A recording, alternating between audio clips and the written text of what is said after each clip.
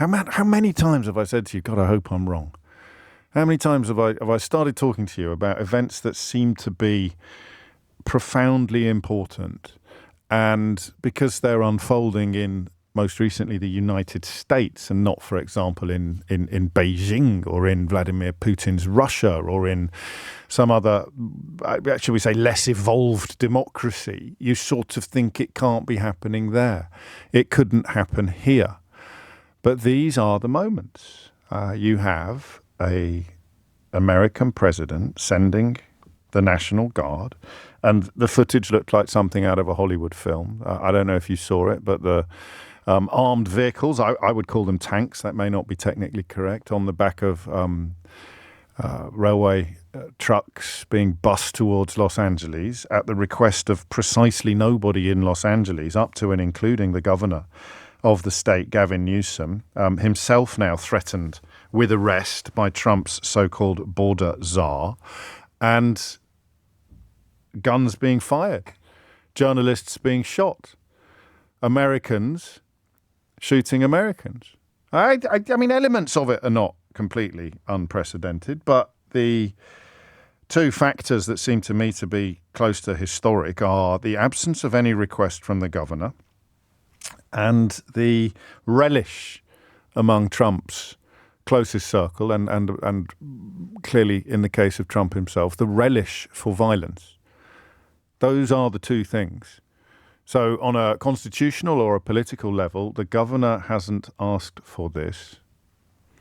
And on a political or social level, Trump and his acolytes really, really want the violence. And that, of course, throws up a really weird question of whether or not some of these protesters are playing directly into the fascistic fever dreams of the US president, whether or not some of these protesters, and of course the more violent the protests become, the more the sick appetites of people who crave violence will be met, are actually in some sense delivering what Donald Trump wants. And that's why I find myself thinking, not for the first time, what's the plan?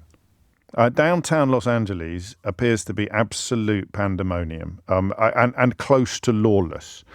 The president, I would say, is deliberately fomenting a situation that is becoming rapidly much, much worse than it was previously. That, it seems to me, is why this feels like a, quotes, moment, end quotes. This feels like a tipping point, or at least a point of teetering.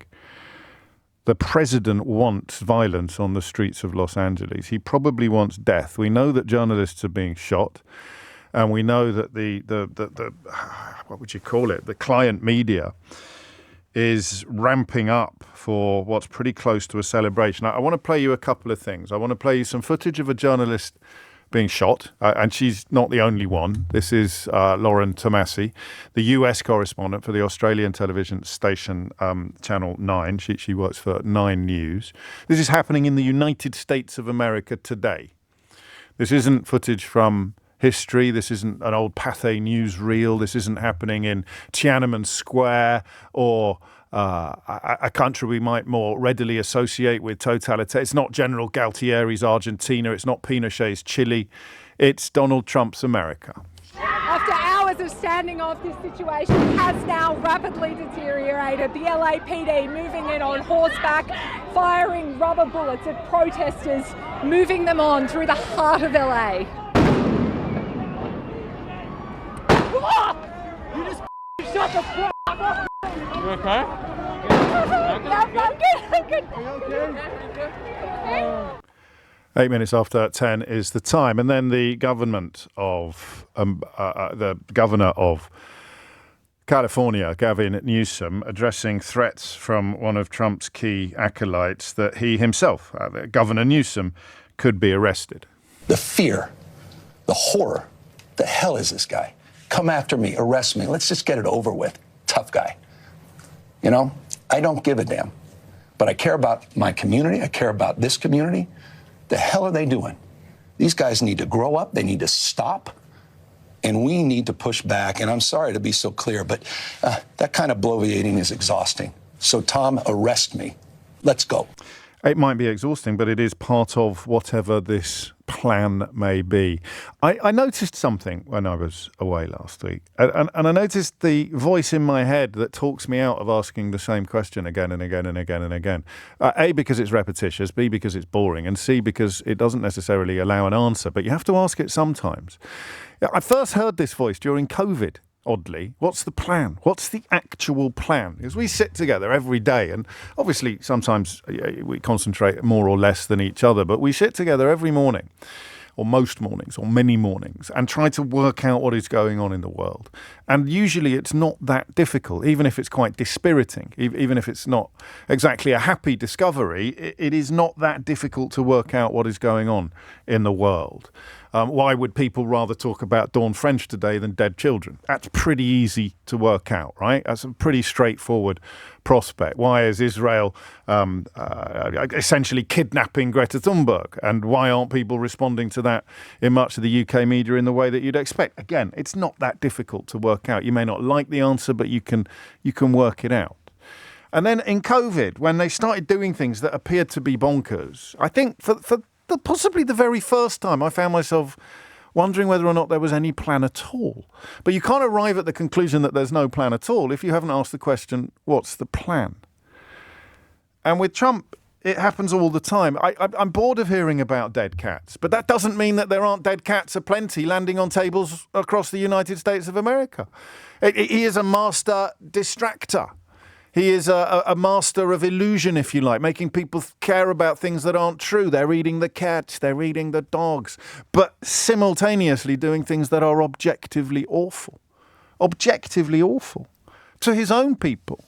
A little throwaway line. Was it the Venezuelan president when he talked about we're going to need more jails, we're going to need facilities for the homegrown people that we're going to be sending to you? And you remember during the first term, I was frightened of the F word. Frightened's possibly not the right word, but it's a curse, isn't it, of people who care about facts, or people who are sometimes lazily described as being of the left in conversations about Israel, or liberal. As I don't know what liberal means in most of these conversations these days. It just seems to mean people who focus more on facts than they do on feelings.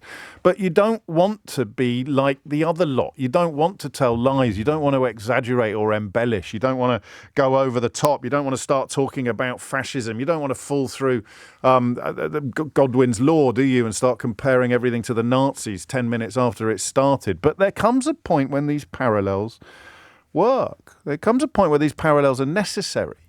And I only notice when I have some time off how baked into my subconscious it is to talk myself out of these conclusions. We talked about normality bias a lot last time I got back from a short break. I think that was jury service. I got back from jury service and I started talking to you all the time about normality bias, this idea that normality is unbreakable. And therefore, however compelling the evidence that something profoundly abnormal is happening, we have a weird little inner voice that starts trying to convince us that it isn't. No, this is normal. This will soon pass. It couldn't happen here. I don't know what it is. Is it an evolutionary safeguard against existential terror? Of course it couldn't happen here. It could happen in China. It could happen in Russia. It could happen in Chile. It could happen in Nazi Germany. But it couldn't happen here. It couldn't happen in the United States of America. And of course, historically, when they sneeze, we catch a cold. But then you kind of find yourself incapable of coming up with an analysis that isn't apocalyptic. Donald Trump wants to send troops to California. He wants troops to open fire on crowds of Americans who are openly criticizing his immigration policies. He is shooting dissenters. He's not just silencing dissent, he's arguably trying to kill it. And we sit here treating it like another topic, like another phone-in, like another story. But it probably isn't, is it? Trump deploys National Guard on LA streets in dramatic escalation. Trump wants violence. Can we all agree about that? Even if you still think he's the best thing since sliced cheese? Trump wants violence. Trump wants. I don't quite know what the words are. He doesn't want insurrection, I don't think, but he wants. It's TV, isn't it? He wants footage. He wants footage that looks like Alex Garland's film, Civil War. He wants footage of things, but he wants people to be terrorized. He wants people to be frightened. He wants people to be cowed into going along with whatever it is that he does because they've been made so frightened of this threat to their security, to their safety. What is the plan? What is the plan? 0345 6060 973 is the number that you need. It's 10:15. Troops are on the streets. The governor is facing arrest from his own government, from spokespeople for the federal government. The troops are being deployed without anybody asking. A British news photographer is recovering from injuries and preparing to undergo emergency surgery after believing that he was shot by a plastic bullet while covering the protests. The boundaries, the parameters of normality seem to be removed, and here we are, wondering what to do with it, wondering what to do with the story. He got what he wanted on January the 6th, but it failed. He's in power now. This is why I puzzle over the question of what the plan is. He's in power now. So the violence that he craved and incited on January the 6th was designed to deliver him an election that he had already lost. He set the baying murderous mob upon his own vice president and various other government officials because he wanted to steal power from Joe Biden, but he's got power now. And yet this thirst for violence is beginning to look unquenchable. I don't even worry anymore about using the F word. I spent some time with Bernie Sanders just before I went away, last Friday night. I had the great pleasure of interviewing him on stage in London, and he just keeps saying authoritarian. He won't use the word fascist. I don't know how deep a conviction it is. I asked him about it briefly, but authoritarian is historically synonymous in many ways with what we still refer to as fascism, albeit something that was unique to Mussolini's Italy in sort of technical and syntactic terms.